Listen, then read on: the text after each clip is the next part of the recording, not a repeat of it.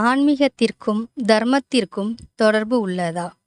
மனிதர்கள் இறைவன் வகுத்த அறவழி பாதையை பின்பற்றி செயல்படுவது ஆன்மீகம் ஆகும்.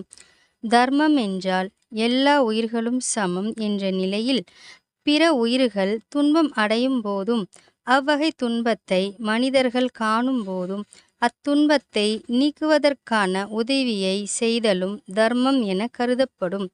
இறை தர்மத்தின்படி அறவழியிலும் விலங்குகள், மனிதர்கள் மற்றும் பிற உயிர்களிடத்தும் சில துன்பங்கள் மற்றும் பசி முதலான உயிரை காக்கும் உபாதைகளை நீக்கும் பொருட்டு அறவழியில் உள்ள மனிதர்கள் உயிர்களின் துன்பத்தையும் பசி மற்றும் நோய் உபாதைகள் அவ்வுயிர்களுக்கு நேரும் போதும் அதை பார்க்கும் பொழுது அவ்வுயிர்களுக்கு ஏற்பட்ட துன்பங்கள் எல்லாம் தனக்கு ஏற்பட்டதாகவும் அவ்வுயிர்களும் தம் உயிராக பாவித்து அவர்களுக்கு உதவி புரிவதே தர்மமான செயலாக கருதப்படுகிறது.